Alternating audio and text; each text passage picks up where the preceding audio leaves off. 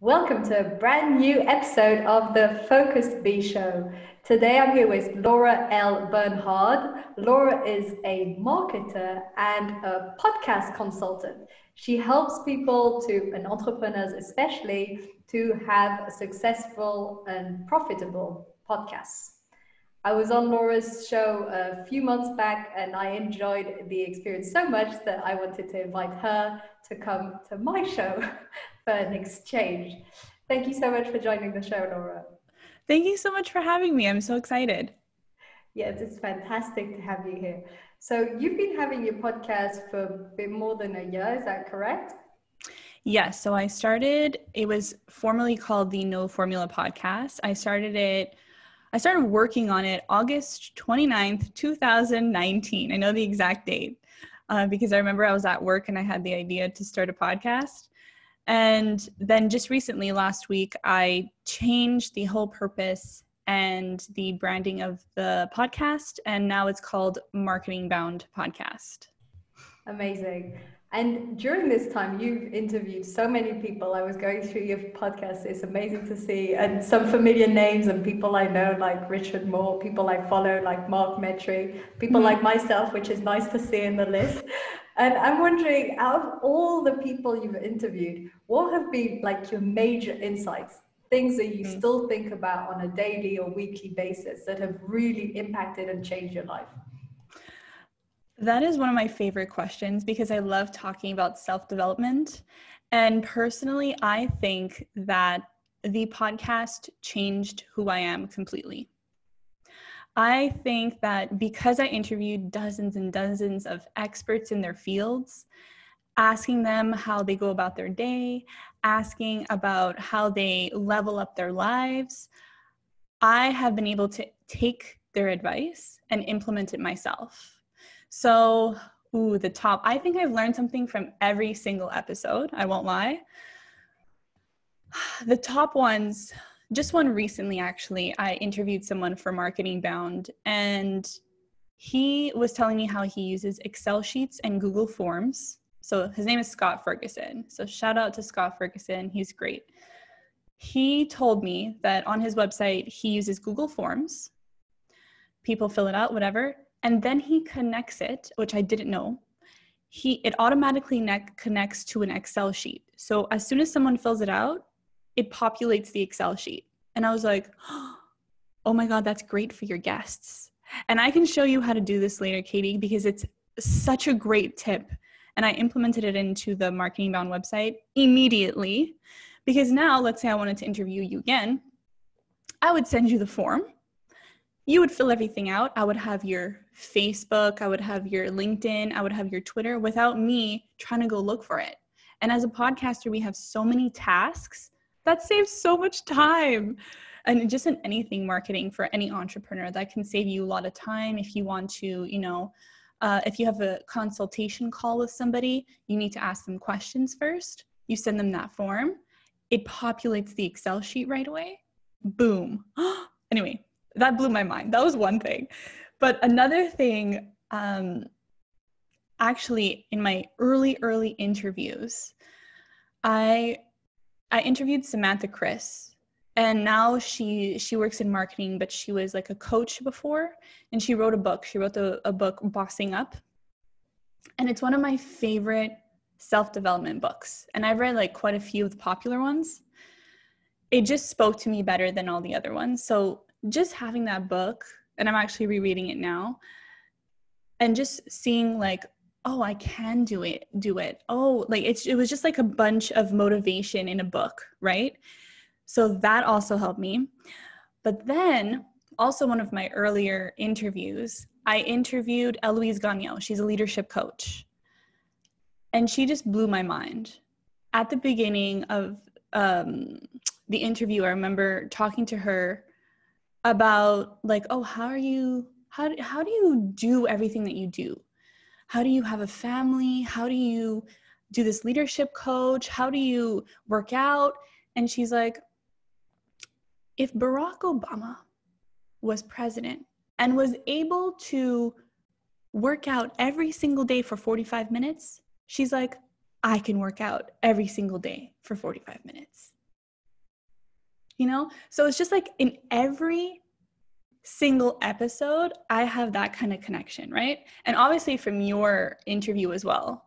But I don't want to talk about that. I want people to go listen to that because there were so many good things about that interview as well. Like, okay, how you spoke about like why you're procrastinating, how you can measure it, how if you're overworking, how to take breaks, how to overcome burnout.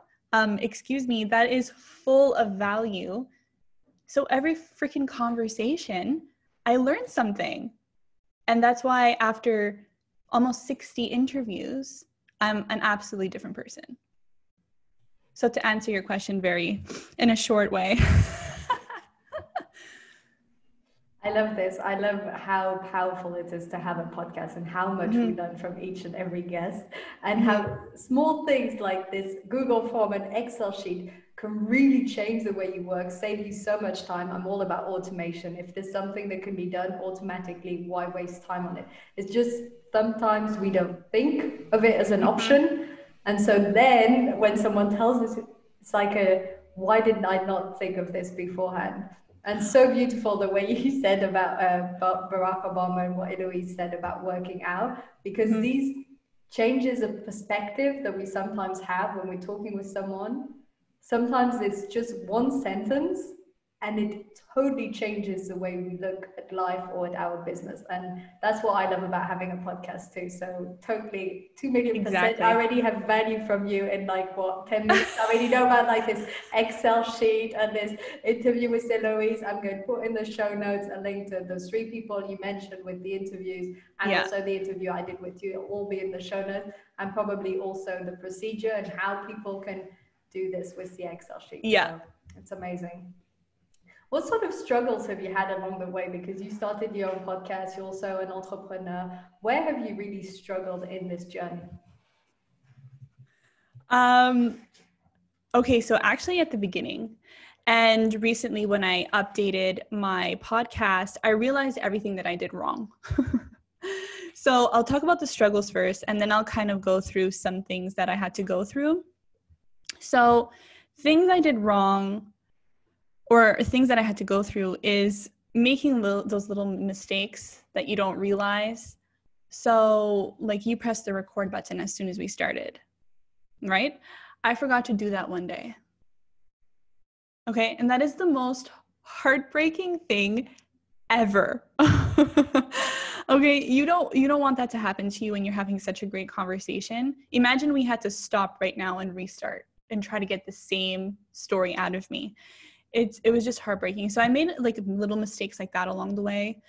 And I think having processes in place is super key in anything you do, but especially for the podcast. So at first I had like a list of everything I needed to do, but I thought I was like Superwoman or something. And that list was so long. I was like, what do I think I'm going to accomplish by having 29 things on this list? So it's being very intentional about what you are doing. And that's also with anything that you do. If you're working on a product, if you're working on a book, you're not going to try to write 20 books at once. You're going to start with one, right?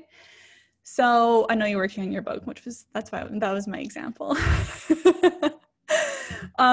But then some things that I did wrong just completely is that the podcast is part of your personal brand. Regardless of what you call your podcast, it can be A, B, C, D. You are the host. So think of it like Oprah, okay? Oprah, she is the host of her show.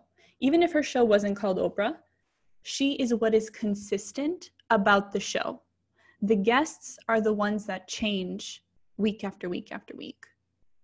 So you're building a relationship with your audience, regardless of whether you're trying to or not.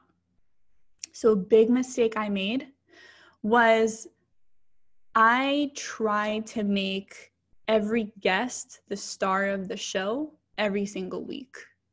And that was a mistake. I thought like, oh, all the, you know, the promotion, everything I talk about has to be about the guest. So like when you were on, it was all about you. Like, what did Katie say? What did she teach us? All that stuff. When I should have been spending more time connecting to the audience on a weekly basis. I should have also appeared in like the video promo, because people are just seeing a different person every single week. That's not how you build trust. That's not how you build relationships. So that was a really, really huge one. So for anybody starting a podcast or just anything in marketing, just think about how you're building the relationship with your audience, and if you are at all. I think this is really valuable, especially since I have a tendency to do this. I don't make it all about the guests, and the video is obviously both of us. And in the newsletter, I also put the link to my YouTube, so it's also related to my YouTube, and you can see the video on there. But it's true around the actual talking. I think if we could measure the percentage of time I talk, it's very, very small. Yeah. And I ask a lot of questions and listen, which is great. And that's how you learn. It's also less pressure as a host. You ask one good question and then they talk the whole time. You just relax. I won't lie, it's easier. That's what I thought too. And that's why I did it. Because I'm like, oh, it's less pressure on me. That's for considering all the work we do behind the scenes. You know, if there's editing, you have to prepare questions. Why aren't we being part of the show as well? And I'll give you a tip.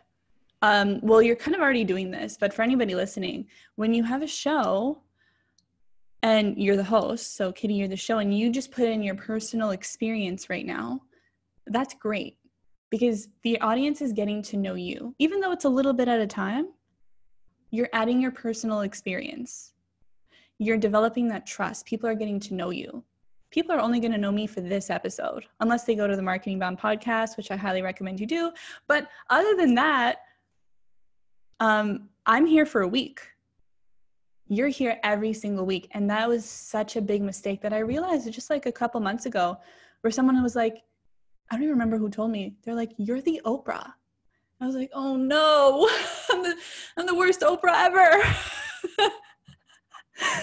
So yeah, that would probably be my biggest mistake in what I've learned. That's amazing. And I actually realized this when I interviewed Alex B. Sheridan. I saw you also interviewed him with The Online World is Small. I was just like, how did they know each other? But I guess, who knows? And he told me this. So after I interviewed him, I think it was after I interviewed him, he said, you know, make it a bit about you, put in also a bit of your insights and your own feelings so people get to know you too. And it had literally never crossed my mind. I was like, I could do this in, you know, my own videos or my own content or other moments. Yeah. Why will I talk about me on the podcast? It's not about me. But now you said this, I'm going to add, you know, a bit more every time. I've started doing this. But I feel like you're already doing it. So I think that's already a good start. Like, I feel like I was just telling people, I was just highlighting it, whereas you were already doing it, which is great. But I was intentionally not doing it, which is the opposite of what I needed to do. But regardless of that, because I was the person still talking about the podcast, I was the one constantly promoting it, I still, without trying, built my personal brand. Sometimes I connect with people and they're like, oh, I recognize you. And I'm like, oh my gosh, thank you so much. Yes, I have a podcast. That's your Oprah moment when you feel recognized. Yeah, exactly. One woman did that to me the other day and I was like, really? You recognize me? She was like, yeah, I do. But so yeah. So nice. It's wonderful when you see all that hard work going to fruition and you feel that people are benefiting from it and using it. That's amazing. To come back to you interviewing all these entrepreneurs and learning so much, what do you feel we all have in common? Because I include myself in it and I include you too. What do you feel as entrepreneurs we have as common ground in terms of mindset or ways of working? What stands out for you? I think the biggest thing that stands out is the mindset. Absolutely 100% is just like this relentless to continue and make their businesses work. That just keeps coming up every single week. No matter who I talk to, it's just like that, and it's not because they explicitly say it, it's more in their tone, in what they're telling me. I can sense like, yeah, like I got this, you know, over and over and over again, which is crazy because, and you know, like the saying, like you are the sum of the 5 people you hang out with. Because of COVID, these entrepreneurs are the only people I've been hanging out with. So it's the best. I became an entrepreneur because of my podcast, which is what I wanted to do eventually. But because of the podcast, I was able to identify my expertise. I was able to get clients. And now I have a full side hustle going on because of it.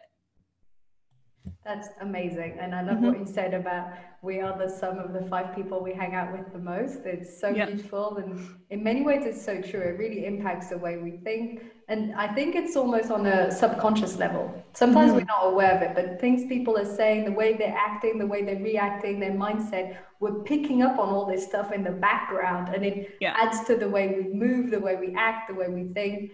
I love this. And what do you feel was one of the most common struggles that people had, for example? I don't know if there was a common struggle, but there was always failure as part of people's stories. Always. Like, oh, I tried to do this first. It didn't work. But they always continued. So I feel like the entrepreneurs or the successful entrepreneurs, and by successful, I mean having a business that funds your life, that can be your only thing, right?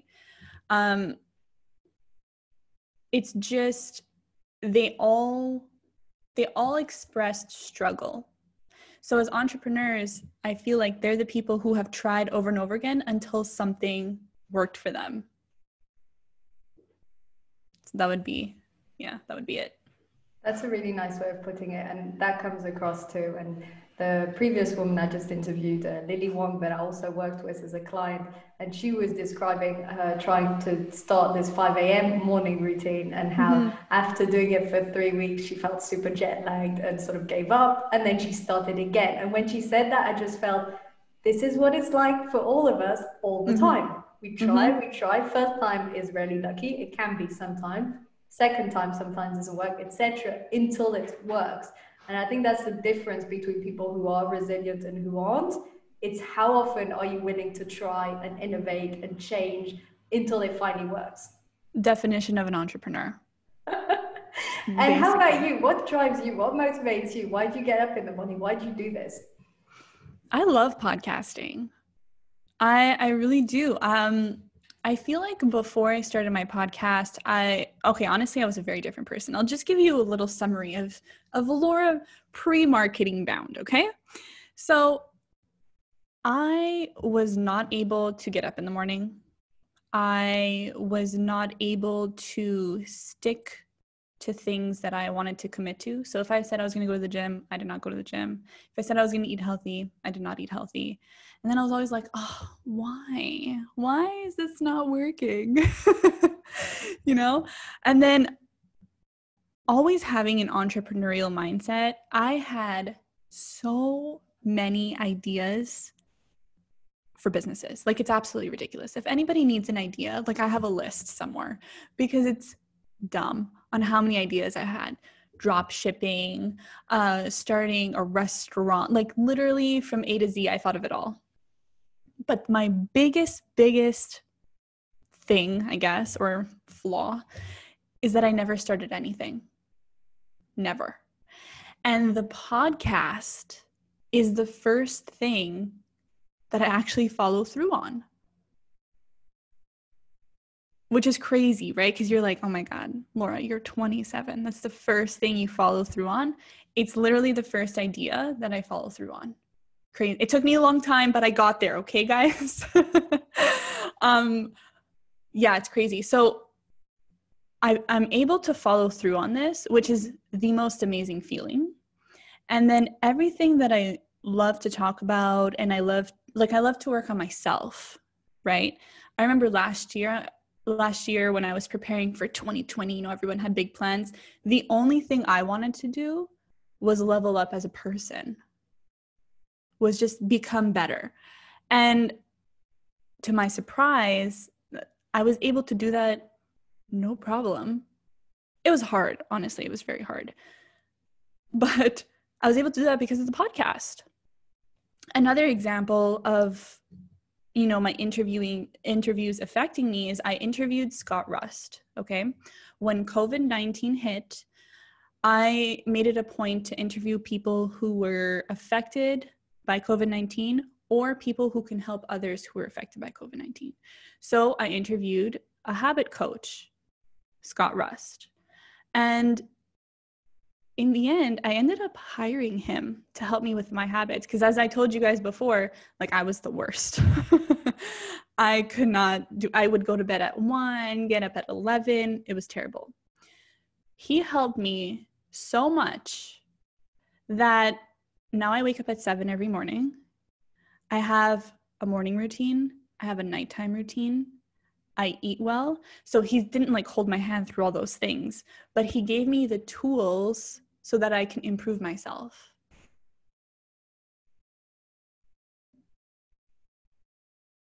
That is so beautiful. I think it's really, really nice that it was served as an inspiration for you while you were interviewing him to actually work on this and level up yourself. And also that was your goal for 2020. I mean, how awesome is that as a goal to want to level up? That's amazing. And also that it's the first thing that you totally follow through on, which also kind of shows your passion and commitment. Though you haven't really told us why you're passionate about it. Oh, yes. Was that your question? I'm sorry. No, that's an extra question. I like your answer. That's another question. So I think why I'm passionate about it is, one, I see the effects it has on me. I think that because it's the first thing that I follow through on, I have kind of an extra connection with it. It was my baby, and then my baby helped me grow. Also, I love talking to people. So, when people say you should do something you love, it's very true. It's absolutely very true. I love meeting people and talking to people. I would have spoken to no one this year if it wasn't for my podcast, but I speak to 3 people every week, which is crazy, and I love it. I love meeting people. So I think those are the reasons why I'm super passionate about it. Amazing. Same here. Exactly the same. I absolutely love talking to people. I love coaching people also. And interviews is another way of talking to people and learning so much. And it's just great to be able to reach out to all these amazing people who've done all these amazing things. I would love you to talk a bit more about this habit and the habit coach you worked with. I think it's a fantastic topic in terms of high performance. Could you give us, for example, a few tools that really helped you to put in place a morning routine, evening routine, or just to level up in general your habits? Yeah. Okay, so there are a few things that he taught me. Well, first, I had to be super vulnerable with him, just like what I said now, but it's different when you're a bum and then talking about when you're a bum, right? Now I feel like I'm leveled up, I'm different, so I can talk about it back then, no problem. Right? So in the moment, it was hard for me to admit it, but when I spoke to him, and then because of my goal of just becoming a better person this year, I'm I have to take the leap. I have to invest in myself.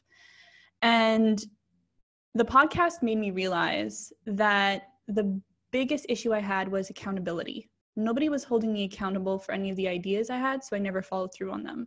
However, when I started the podcast, I told people about it right away, and they held me accountable. So because I knew that was my biggest downfall, and I would recommend that if you can find your biggest downfall and then find a way to go around it, which is what I did. That's the biggest piece of advice I can give you.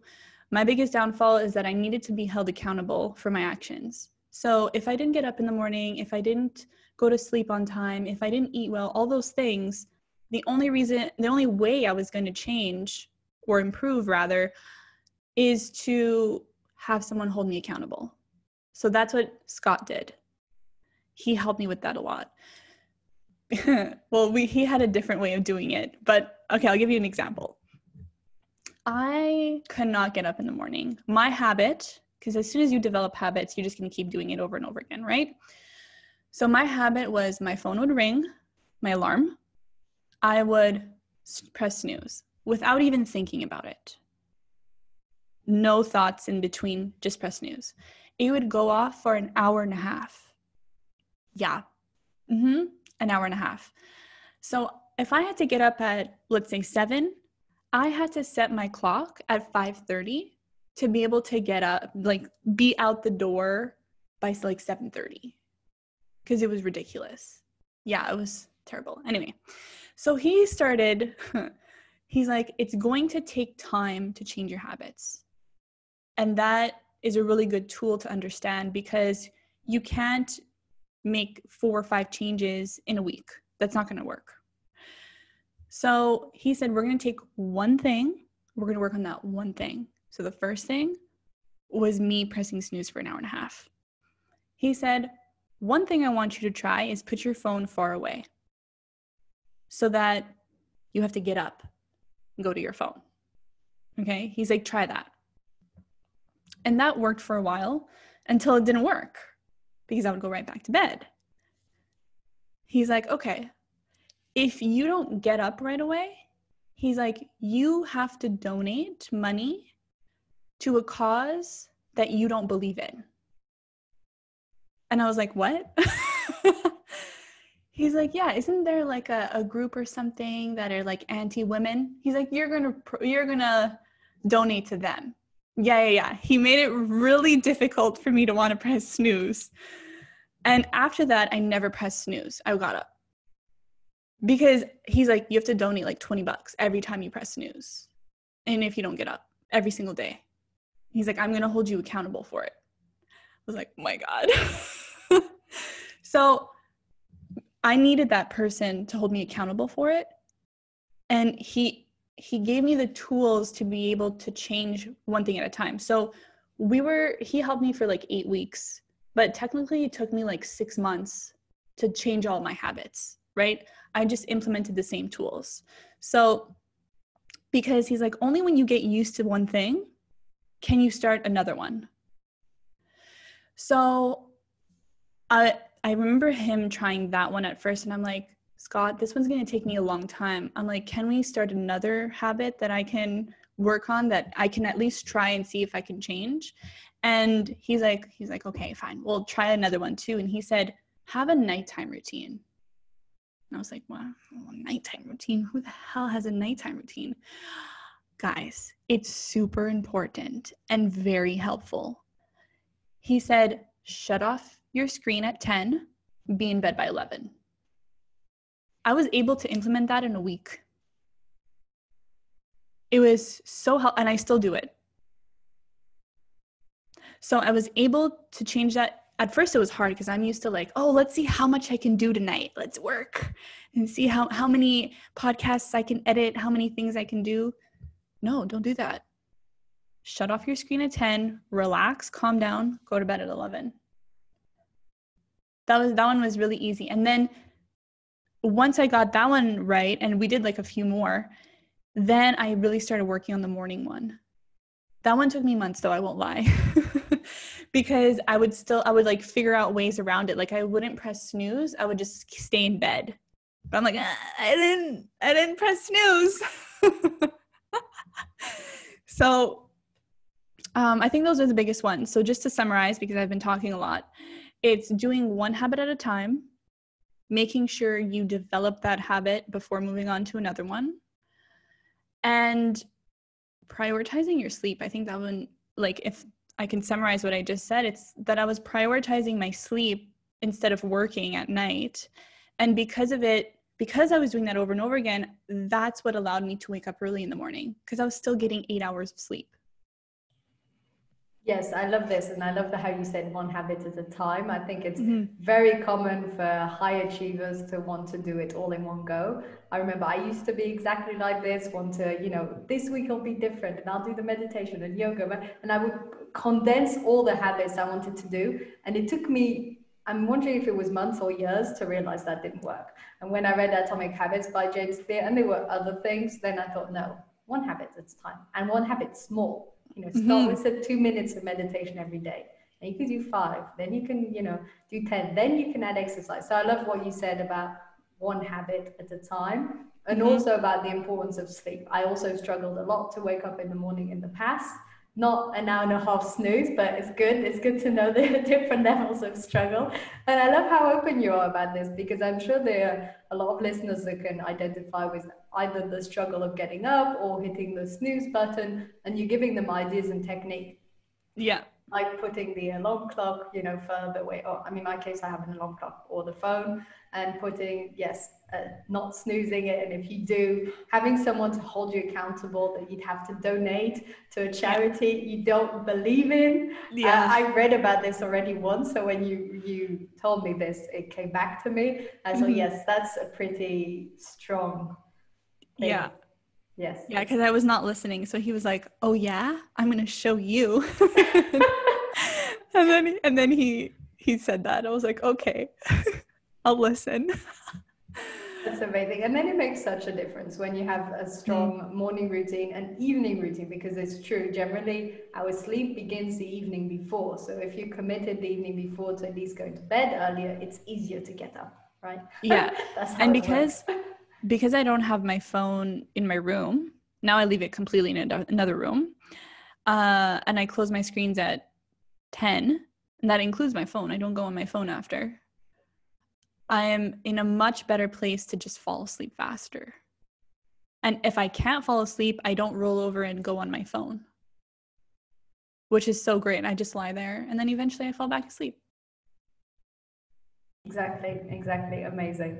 So cool. Thank you so much for being on the show today. It just flew by. I love all the topics we touched on. We went from personal development and what you learned on the podcast, and a bit about podcast growth and techniques, and now about habits. So we touched on a lot of different subjects.